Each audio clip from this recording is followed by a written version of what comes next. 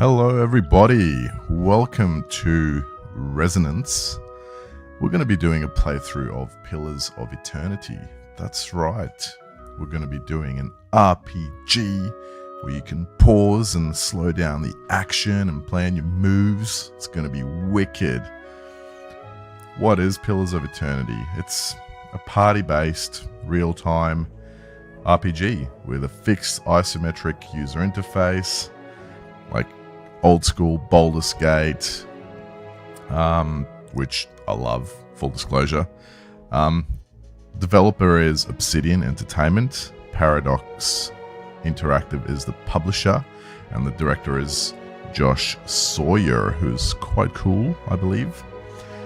We're going to be doing a full playthrough with custom characters. There is a bit of a story about that, which I will get into once we start the playthrough, and there's a little bit of downtime.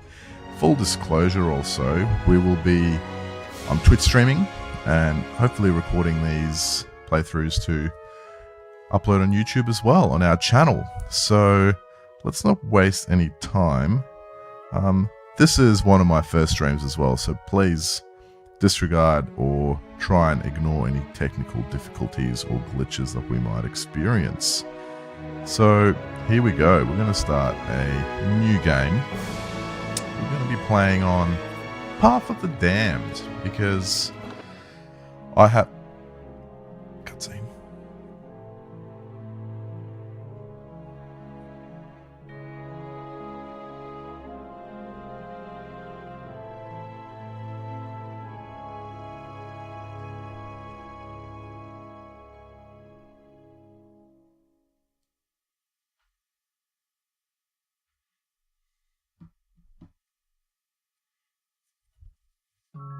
Five wagons grope blindly for the path on a starless night, their master glancing ever upward to the skies for assurance that he is on the right course.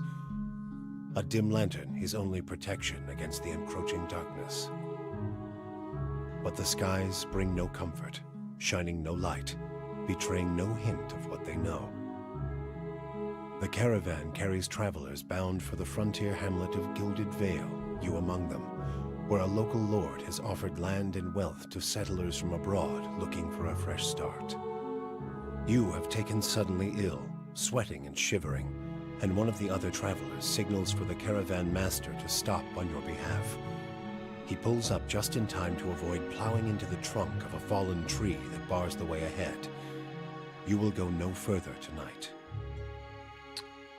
That sounds very ominous. So here we are in the character creation screen. So the main character will be Resonance, myself. This is a role-playing game after all. So we're going to be trying to do a little bit of min-maxing. I'm not going to say that I'm the best Pillars of Eternity player. Obviously, I've actually never really finished the game. I've gotten 80% through. And on a couple of playthroughs, and on various difficulty levels, but we're gonna, because we're on Path of the Damned, we will try and max this out as much as we can. But again, this is not 100% min-maxing. So we are going to be a male human, which is me. This race is also good for the type of character that we're going to build. We're just going to look for something that looks most like myself as well. So we want to be a paladin. So the reason we want to be a paladin is because of the min-maxing thing. So paladins are quite unique in that they're one of the only characters that if you make them as the main character, they get this bonus at the beginning, well, throughout the game, but when you create the character, they get this bonus called the Paladin Order. What that means is that as you're interacting with other characters in the world, during the dialogue, you can choose to be benevolent. The option that you choose to respond with can be benevolent, stoic, aggressive, cruel, stuff like that. You get the idea. You've probably played RPGs before. If you haven't, this is a great start. So every time we interact in a way that appeases our order that we're in, after a certain amount of time, we get defensive bonuses, and these bonuses are pretty sweet.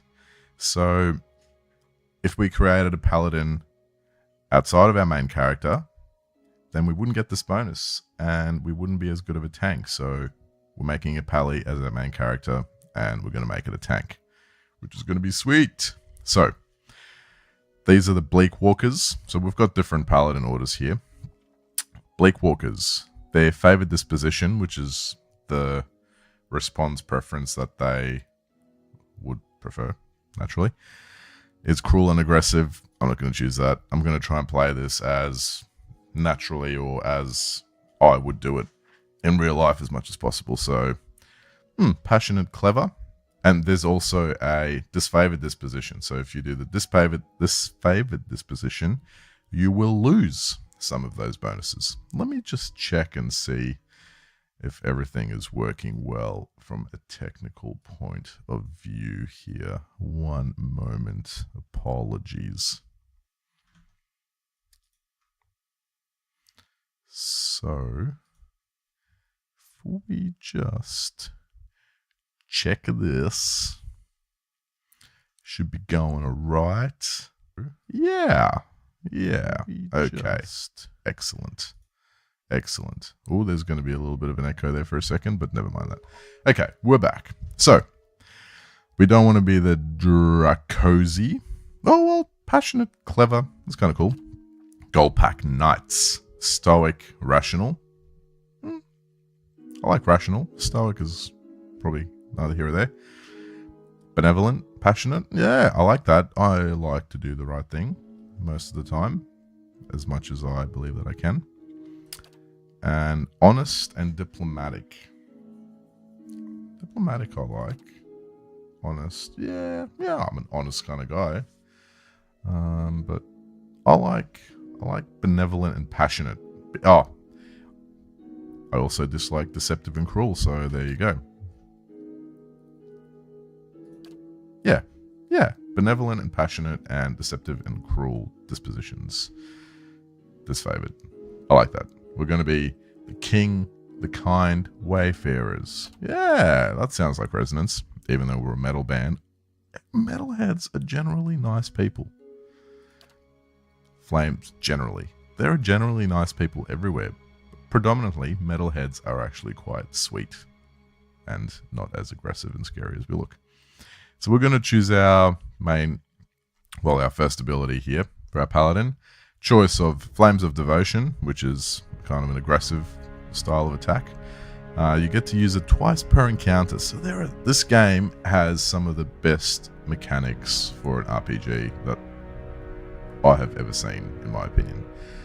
So you've got these per encounter abilities, which means that every time you engage in a conflict and a fight, until that fight resolves, you can use these per encounter abilities for as many times as this tells you. So we can use this twice per engagement or fight. So it just does an attack plus all this other jargon that we'll slowly get the hang of as we get into this. Lay on Hands. Lay on Hands is a bit of a defensive ability. Also used twice per encounter. It does a heal over time, which if you know what paladins do, then you'll know what Lay on Hands is. So we don't want Lay on Hands. We want Flames of Devotion, because as we level up, we will gain abilities that make that do some nice things. Okay, here we go. Here's where we have to be really wise with our choices in terms of min-maxing. Having said that, there is a way to respec in this game for a little bit of gold. So if we feel like we need to fine-tune things, it's not the end of the world, and we can do that. For a tank, Resolve is the thing that gives us this thing here called Deflection. Deflection is really how hard it is for us to get hit by attacks or spells. So we want to dump as much of our stats into that as possible. Intel. The beauty of this game is that in historical RPGs and sometimes RPGs in general, you have strength, dexterity, constitution, intel, wisdom, all that sort of good stuff. If you're a fighter, you want strength and constitution. You can just do whatever you want with all the other stats. They don't basically mean anything. If you're a wizard, you want intel mainly, and that's about it. All the other stuff doesn't really matter. With this game, if you're a fighter, for example, you want might. But hang on, look at this. Might increases damage, but it also increases healing. So if you're a healer, whereas in the past you could just get rid of all your strength stat and dump it all into intel, no, you have to have might as well. Otherwise, your healing's going to be garbage. Constitution, applies evenly to most characters. But for example, dexterity. If you're a healer, this action speed bonus here determines how quickly you're going to be casting spells as well. So if your dexterity is garbage, you're going to be real slow at casting spells and catching up to all those heals, and you won't be able to put out as many buffs that you want. Perception is one of the things that I think, in my opinion, unless you're a tank, every character needs. It determines your ability to hit other enemies with your spells and melee. Intellect affects our area of effect. So any AoE spell or ability or a passive that you have, this intel thing is going to make the default range wider, and it will also increase the duration of spells and abilities. So mages, if you want to stun that thing for a lot longer than your base, you're going to want intel. Bad example, but for example, a rogue. If you want your debuffs to last longer, you might want more intelligence to increase that duration. So paladins in Pillars of Eternity have some really cool area of effect abilities. So we want to max out this as well. The other beautiful thing about all these different stats is not only do they have those things that we talked about before in terms of increased damage, attack speed, deflection, accuracy to hit, they also have these, I was going to point at the screen, these other things. For example, resolve gives you plus will. Intel gives you plus will. Perception gives you plus reflex. Dexterity gives you reflex. Constitution gives you fortitude. And might gives you fortitude.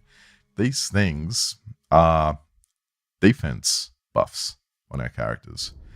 So if you get rid of all your dexterity, for example, if you drop that, your reflex goes down, down. And for a tank, you don't really want to get rid of any of those kind of defensive buffs, or they're not abilities, stats. So what we're going to do is, I've got a spreadsheet about this and try to min-max it a little bit, but I think, I know that we want resolve and intellect. Perception, we can maybe drop a few of those attributes because we're not going to be relying on this guy to do a lot of debuffing and hitting, so we don't need accuracy that much. We do want, the beautiful thing though, just to backtrack, is that we've boosted our intellect and we've boosted our resolve. Both of these give us plus will stat. Plus will is awesome because there's a lot of charm, a lot of confusion, a lot of those kind of debuffs, and we don't want our tank to be charmed or confused ever. The other thing we don't want him to be, which is why I tweaked some of these stats earlier today when I thought about it, we don't want to be knocked down, and fortitude is the thing that helps us not be knocked down. So we want, I actually dropped this might quite a lot. Well, we can still drop the might because we don't really need the damage and the healing. We're not going to be relying on this character to heal.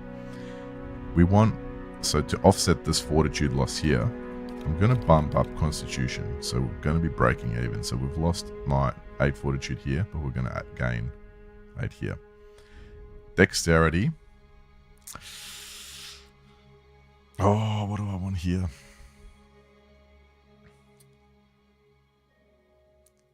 Action speed is important because this guy can buff our allies at some point, but I really don't like having this little mite. Yep, no. Dexterity gives us reflex. I don't mind having net 0 reflex. Actually, there's this. Yeah, so we've got net -4 reflex, but that's fine. I'm going to bump might because we do want that extra fortitude. So we've got net +4 fortitude, which is good. Okay. That is it for stats until just one more. We also have this culture section that we can choose from. Each one of these different culture sections just give us one extra bonus to these attributes. So I'm actually just reconsidering whether we want to max out our resilience or resilience. So we're going to go not resilience, resolve. Next, what background do we want? So these backgrounds give us skills in different areas. So some of the different areas, we'll go through them in more detail, but lore helps us cast scrolls. Colonist gives us +2 survival, which is important. We'll talk about that. Dissident gives us stealth and lore. Stealth is for sneaking around and stuff like that. Stealth again. Mechanics helps us pick locks and set traps, increases accuracy with traps. Hunter, stealth and survival we'll talk about as well. Survival basically gives us cool bonuses when we rest, and also every character has this ability to heal once per encounter, and survival boosts the amount of healing done there. So that's pretty sweet. Laborer, athletics and mechanics. So athletics, hang on. Does athletics boost the heal? We're going to check that. Oh, can we check it over there? A high athletic score increases the effect of second wind. Yes, so sorry. Survival doesn't increase that once per encounter heal. Athletics does. Apologies.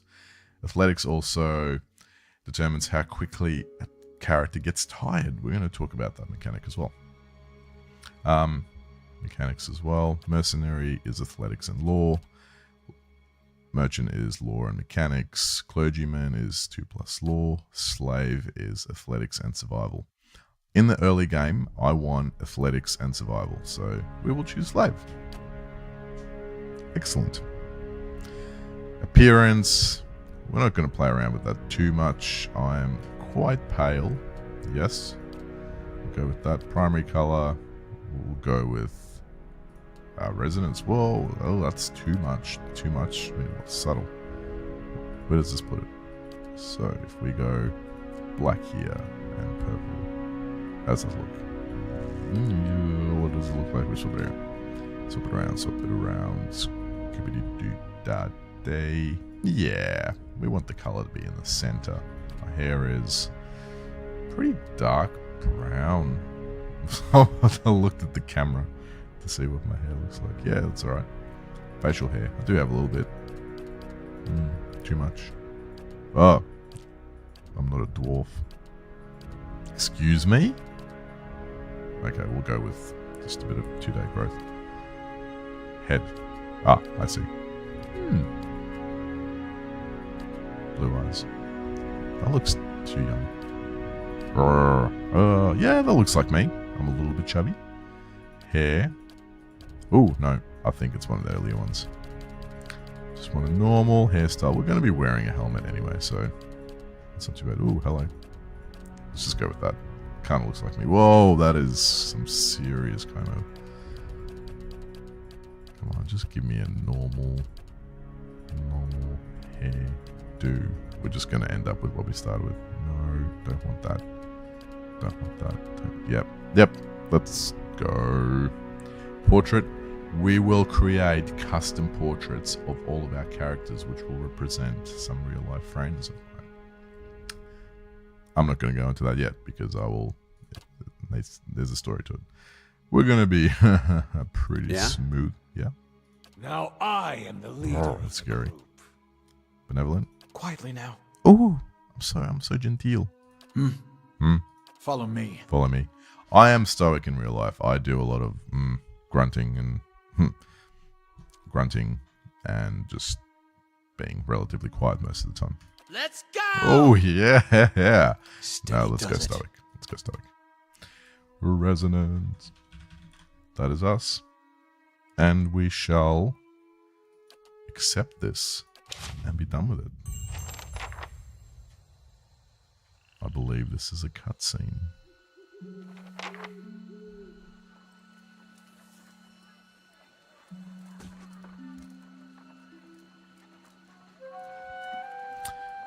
The caravan master finishes addressing the group. His bushy red mustache is sagging, jowls quivering as if for emphasis. Everybody stays close to the wagons, got it? Stay out of the woods, and beasts take you if you were planning a stroll through those ruins up there. He nods toward the looming black mass on the hillside. Whole area's crawling with hut-dwelling types who would be happy to stick an axe in you for trespassing. So mind that you don't track mud on their sacred blazing rocks. Tonight, everybody stays put, and in the morning we'll get the path cleared. Gilded Vale's less than a day out. Understood? At last, the caravan master turns to you, frowning as he looks you over. Touch of the rumbling rot, could be. There's a stinging beetle round here, carries it. You'll be fine once it passes your innards. Unless you don't drink water, course. Which case you'll be dead in a day. Damn beetle. There's a berry grows in these parts, small and pink, called a springberry. About the size of a fingernail. Give you cramps if you eat it, but the frontiersmen make a tea from it. Calms the insides. Should get you through the night. You might check around, see if you can find some. Meanwhile, I know you want to hunt before it gets much darker. But see about refilling our water first. Got a sick one here. Sparfle nods and slides the worn bow over his shoulder. Where do I find these berries? They grow on a bush that's common round here, kind of funny looking. You'll know it when you see it. Doubt you'd have to go far off the road to find one. What are those Nothing you ruins? won't see on half the hills of Air Glonfoth. Money to be made selling their knickknacks in Defiance Bay, if you don't mind getting stuck with Glonfoth and arrows now and again. They didn't build them, but I'll be the effigy if they don't watch them like a mother bear. Of course, all the ones around here have been ransacked 10 times over. Got nothing left worth half a pawn, so I hear. Who did Got build these different ruins? names for them. Settlers called them Ingwithans. Nobody that liked them enough to stop them becoming ruins, tell you that much. Is it dangerous out here? Not if you hurry about your business, Oh, it's direct. and not if the weather holds up. There is concern in his tone, but he does not elaborate. What kind of weather do they get out here? This time of year, rain mostly, and wind. But there's a different kind of wind out here time to time. Locals call it a beowick, born out of the ether, the spirit's path. Never seen it myself, never care to. What are those huge rocks coming up out of the ground? They don't got Adra where you come from? Well, it just grows up out of the ground like this. Goes deep like tree roots. Some of it all the way to the heart of the world, you believe the stories. It's more like a shell than a proper rock. Easier to work if you're a mason. Got all kinds of strange properties. Seems to have some kind of life of its own. Dies if it gets dug up. Loses its luster. Folks think it probably grew at one point or another, but not these days. The soul butchers in Defiance Bay use it for different things. I've heard tell it can hold a man's soul, but I don't care to see it. Got enough to worry about without seeing something like that. I'll go see about those berries then. Hold on. Take someone with you. I know you're not some helpless tenderfoot, not like most of this lot. But you drop dead, I don't want to be looking for the body. Got a schedule to keep. He scans over the travelers, resting his eyes at length on a sturdy, armor-clad woman who has spent the journey's nights sleeping on uneven ground without blanket or pillow. Kalisha. Kalisha! The woman looks up on her own time. He needs to find some springberries. Watch that he doesn't drop dead. No promises. Thanks, Glacier. What kind of guide says something like that? Exactly. Kind you can afford. Ooh, Don't burn. listen to her. You're in good hands. And I pay too well, if anything. Off with you. Hayden should have supplies. See that you're equipped before you head out. We're in harsh country. Get your berries and hurry back. And if you get so much as a tickle of wind, you drop everything and you run. Something in the air tonight. If it's a Beawick, we'll shelter in the ruins. Hut dwellers be damned. You heard the man. Let's get going before you keel over. Oh, it's just Glacier. You so much faith in me. Okay, so we're in the game. My journey to Gilded Vale did not go well. I have succumbed to an illness which I don't seem to have a debuff for. Do I? What is this? Oh. That is the first time I've noticed this. Wow. Just this game. This game is brilliantly written. See, this kind of thing, these subtle little details are just amazing. So I will do my best to try and read the dialogue wherever possible. I love the little introductory and concluding context, scene setting passages in between the dialogue. It's just awesome. So what we'll do, we'll just save the game here for now. We'll call it a playthrough. Play through 0. There we go. Pardon me. So this is what it looks like in the game. So I have a mod that allows me to zoom in quite close, see some of the pretty details of our characters, and zoom out very far, very, very far. So we'll be kind of hanging around in this kind of area. I have bound the camera move buttons to WASD, which is how I like to play this game. There is a quick save button and a quick load button, which we will just do now, just to show it off. And yes, this is the kind of introductory level where all the pop-ups would show. Oh, what? It loaded with... This is not supposed to be here. I went into the UI and got rid of this because I can see that in our streaming OBS software, our logo is covering that up. I didn't want that to happen. I will fix that up by the end of the next episode, by the start of the next episode. Did it happen when we loaded the game? Never mind. Too much time wasting. So what I'll do here is we've done the character creation. We've gone to the actual game and seen what it looks like. Right. Move around a little bit. So this is the crux of it. And I'm just going to cut the first episode here for my friends on YouTube. We'll continue streaming, but let me just cut this episode and we shall be back.